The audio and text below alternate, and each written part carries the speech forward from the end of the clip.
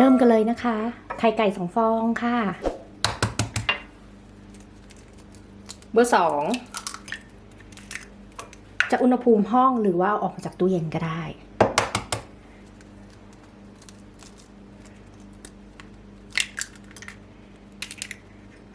สูตรนี้ไม่หวานมากนะคะมีนาใส่น้ำตาลทรายไปเศษ1/4 ถ้วยตวงใครอยากได้หวานมากก็ใส่น้ำตาลทรายเพิ่มนะ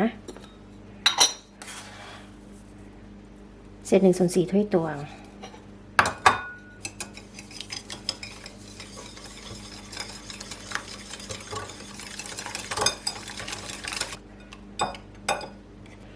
โยเกิร์ตค่ะเศษ1/4 ถ้วยตวงเช่นเดียวกันแนะนำให้ใช้โยลินดาหรือบางแกเลียนะเนยละลายค่ะ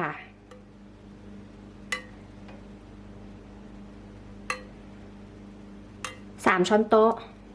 ใครแพ้เนยนะคะจะใช้เป็นน้ำมันพืชก็ได้เสร็จแล้วจ้ะผิวเลมอนนะคะจะใช้เป็นผิวส้มก็ได้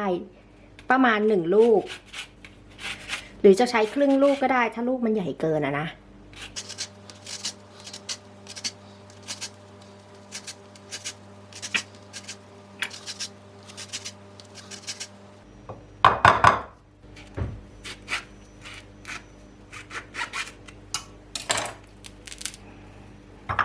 น้ำมะนาวค่ะ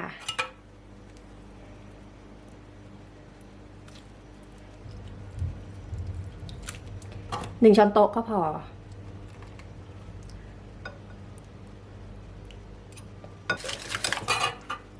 ผงฟู1 ช้อนโต๊ะ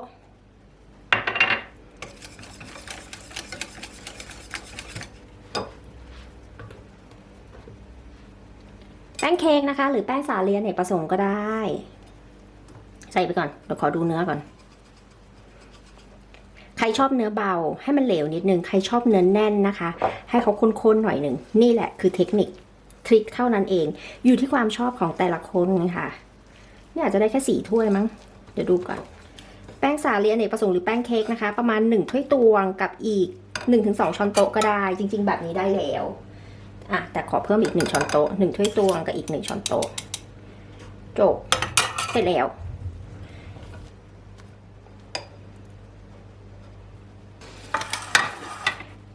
ถ้วยมัฟฟินมาเลยค่ะแล้วอุ่นเตาอบแล้วนะที่ไฟ190 องศาไฟบนล่างไม่เปิดพัดลม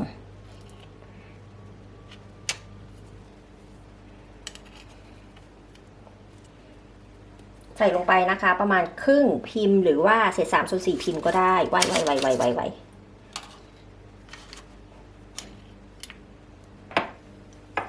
เดี๋ยวเราโรยนะคะโรยอัลมอนด์สไลด์นิดนึงก็ได้แล้วก็หรือเป็นพวกถั่วอะไรก็ได้ค่ะ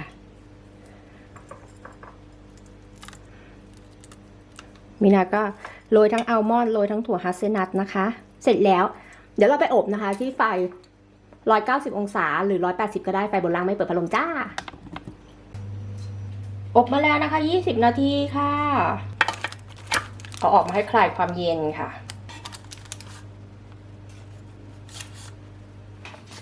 น้ำตาลไอซิ่งค่ะนิดนึงประมาณครึ่งถ้วยตวง